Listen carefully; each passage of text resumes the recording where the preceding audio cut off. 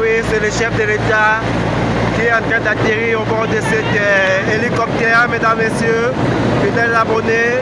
Nous sommes au stade des Martyrs le 20 janvier 2024. Voilà, c'est l'hélicoptère qui descend. L'hélicoptère qui est en train d'atterrir.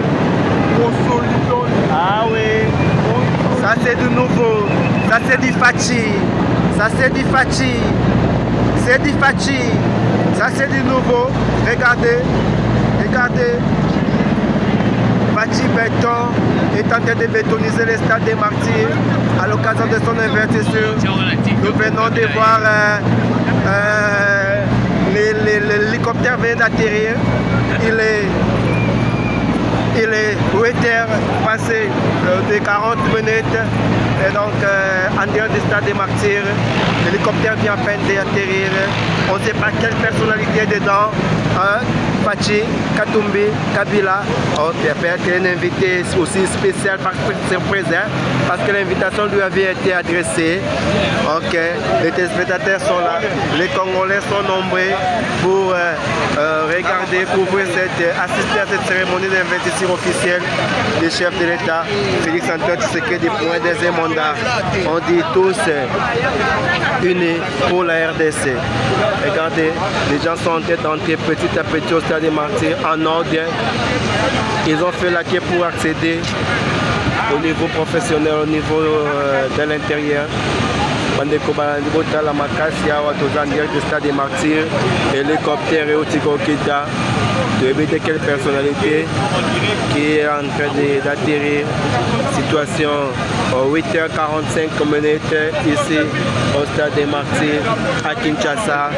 C'est la cérémonie grandiose d'investiture du chef de l'État, Félix Antoine Tshisekedi Tshilombo. Restez branchés, nous allons vous faire vivre cet événement historique en République démocratique du Congo. Merci.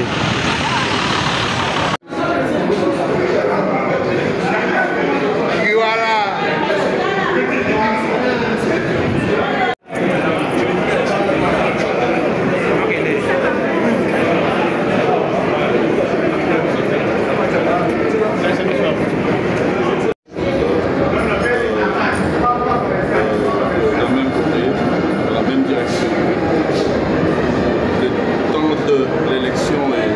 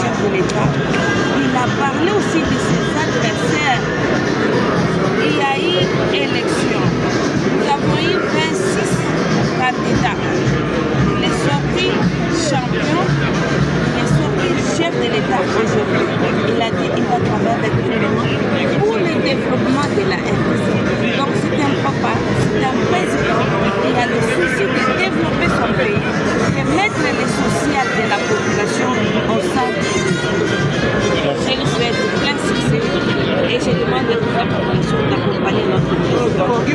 À part Mouzé Kabila, qui avait prêté serment ici, il est le deuxième qui a amené toute sa population. Et vous avez vu, ce n'est plus 80, on peut dire qu'on était à 200 000, parce que personne n'a voulu rester à la résidence, à sa maison pour suivre. Tout le monde voulait voir en direct qu'est-ce que le président a dit. Je tiens beaucoup à les soutenir et à l'accompagner. Si j'ai prêté ainsi, je l'accompagne dans toutes ses visions. Et la population et tout le monde, je parle ici à Kinshasa en tant que ministre national, mais je demande aussi à la population katangnaise de soutenir notre président de la République, son Excellence, Monsieur Tshisekedi Tshilombo Félix Antoine. J'ai dit et je vous remercie. Merci.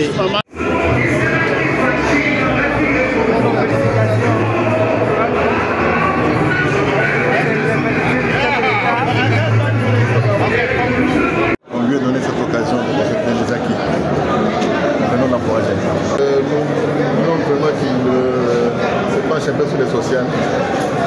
C'est ça, c'est dans la priorité. Et les structures qui les internes à la recherche.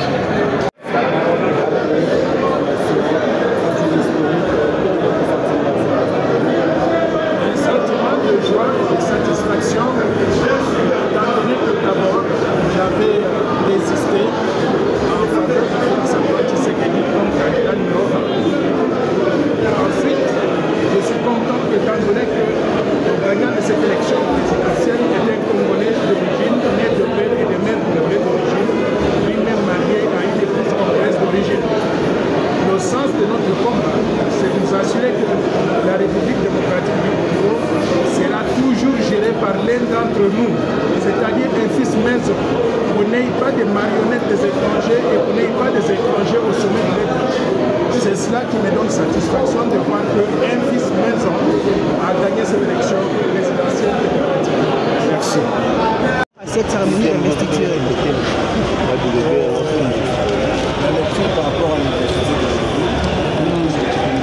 c'est l'accomplissement d'un processus électoral qui vient de toucher à sa fin avec l'élection du président de la République, Félix Antoine Tshisekedi.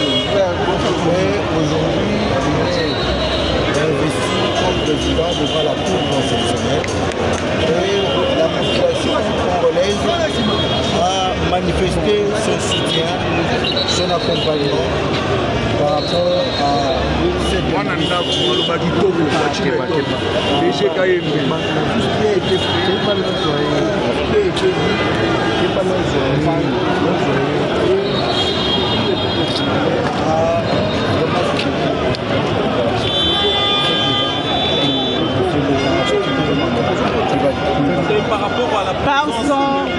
lors de son discours, il a parlé également de la préparation professionnelle, formation professionnelle dont vous êtes acteur principal. C'est parmi ces chefs la cité entre autres la formation professionnelle, l'entrepreneuriat, s'il vous plaît. Et mieux placé. On a besoin seulement des personnes. Accompagner les chefs de la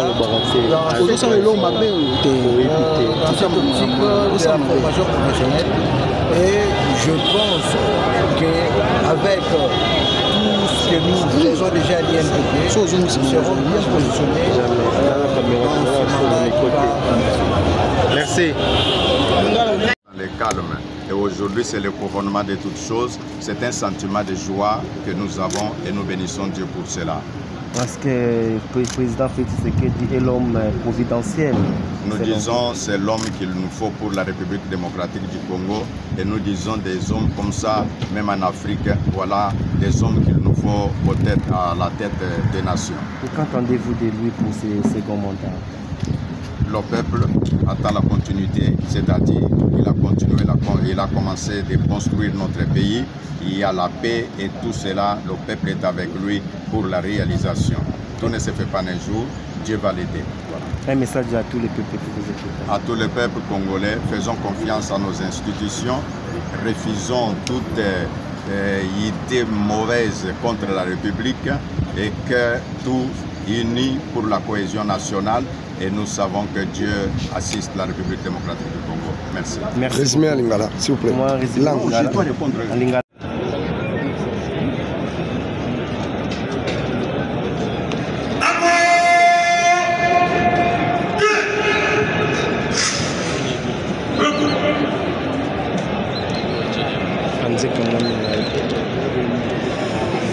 Excellence, Monsieur le Président de la République, la cérémonie.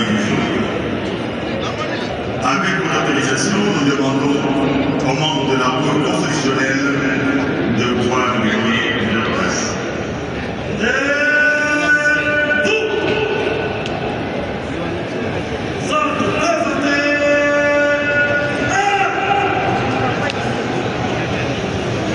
Mesdames et messieurs, distingués invités, face à ses responsabilités et devant son histoire, le peuple congolais a posé le 20 décembre 2023, par l'exercice de son droit de vote, un acte à la triple symbolique.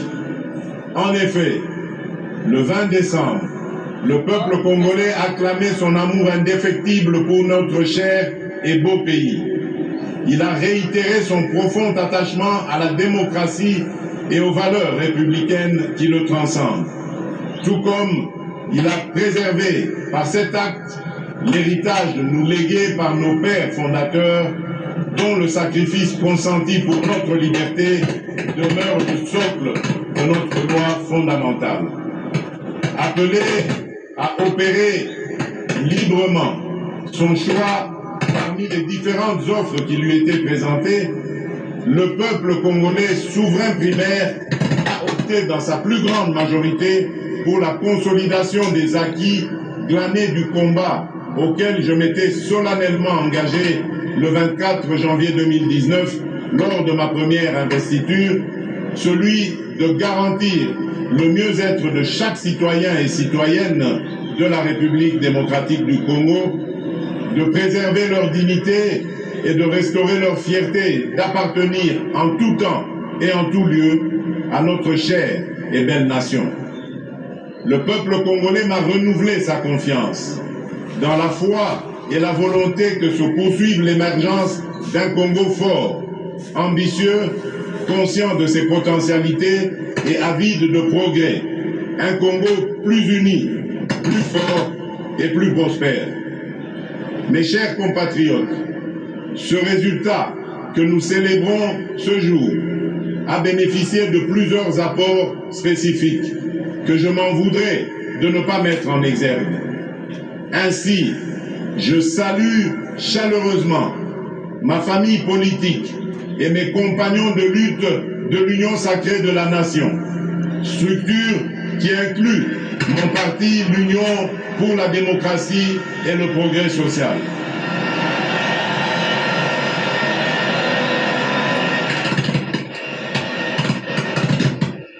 Je salue tout autant les candidats à l'élection présidentielle qui se sont résistés en ma faveur, les diverses organisations politiques alliées et celles de la société civile qui se sont mobilisées autour du projet que je porte pour notre nation. Chacun a fait sa part et ma reconnaissance va à vous tous. Je saisis également cette occasion pour accomplir mon devoir républicain, celui de saluer mes adversaires qui ont participé à l'élection présidentielle du 20 décembre 2023.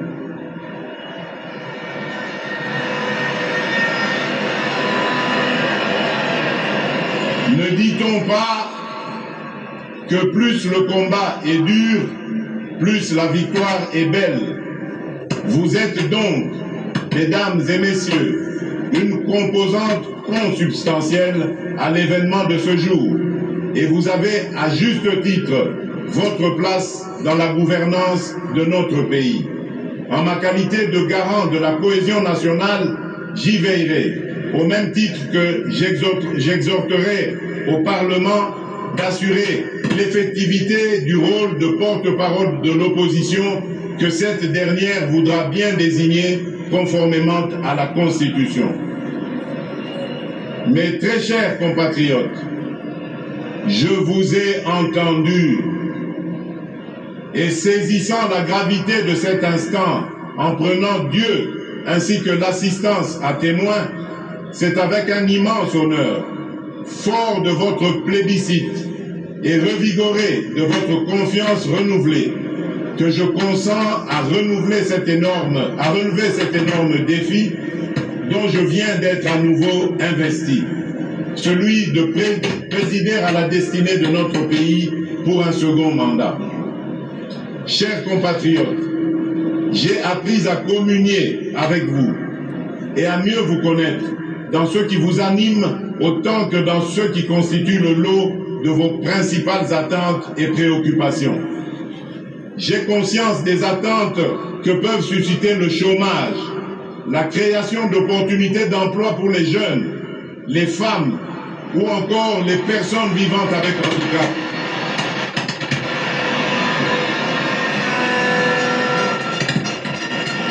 L'autonomisation et la promotion des femmes dans notre société, de même que l'inclusion et la protection des personnes les plus vulnérables. Tout comme j'ai conscience de vos attentes relatives à l'augmentation du pouvoir d'achat, à la stabilité du franc congolais, à la création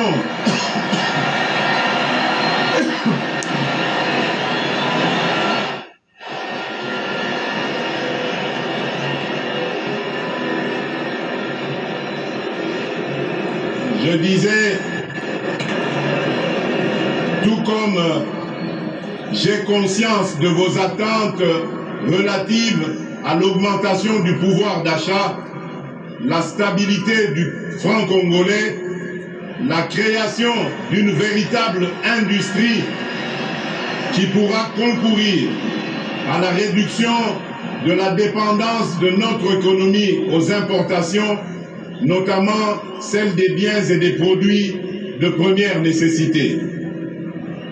Au-delà des questions relatives à l'emploi, à la cohésion nationale, à l'économie nationale et à la monnaie, le renforcement de l'État dans sa capacité à sécuriser la population et ses biens, à éradiquer l'activisme terroriste et les groupes armés qui sévissent dans la partie orientale de notre pays, à protéger avec plus d'efficacité nos frontières, à assurer la défense ainsi que la sauvegarde des intérêts de notre pays partout où ils sont discutés, sont là autant de sujets qui aujourd'hui nourrissent vos préoccupations.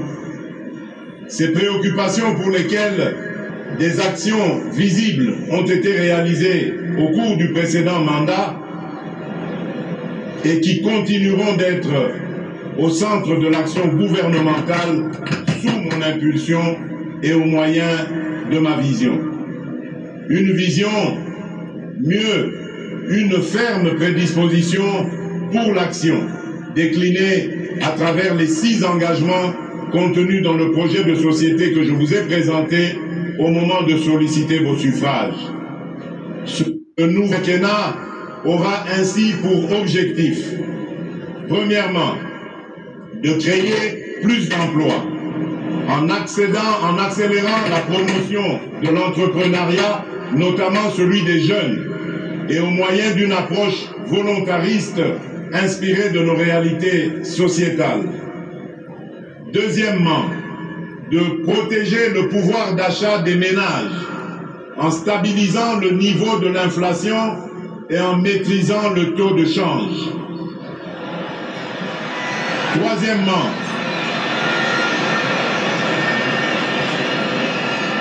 Troisièmement, d'assurer avec beaucoup plus d'efficacité la sécurité de nos populations, de notre territoire, de nos biens ainsi que la préservation de nos intérêts.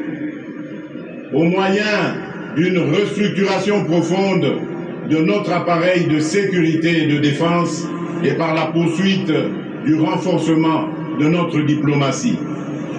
Quatrièmement, de poursuivre la diversification de notre économie et d'accroître sa compétitivité en optant pour la transformation de nos produits agricoles et miniers bruts sur notre sol. Cinquièmement, de garantir plus d'accès aux services de base en veillant à l'extension des programmes tels que ceux de la couverture santé universelle, de la gratuité de l'enseignement et du PDL 145 territoires. Et enfin, sixièmement, de renforcer l'efficacité de nos services publics. Ces engagements résument ma détermination à offrir des solutions pragmatiques par la force de la volonté et de la mobilisation des énergies de tous pour la création de plus d'emplois pour les jeunes à la sortie de la formation et pour les personnes en sous-emploi, la maîtrise du coût de la vie et la garantie de la sécurité des citoyens où qu'ils vivent. À ces engagements s'ajoute l'épineuse question du désenclavement de nos territoires, dont la solution en termes de financement vient d'être rendue possible, notamment grâce à l'affectation prochaine de fonds issus de l'enveloppe obtenue dans le cadre de la renégociation du projet SICOMINE et qui devrait atteindre un montant global de 7 milliards de dollars américains. À cette question épineuse se pose-t-elle aussi celle du développement des chaînes de valeurs agricoles et de l'assainissement de nos villes. Trois défis qui constitueront les trois initiatives présidentielles prioritaires de ce nouveau mandat.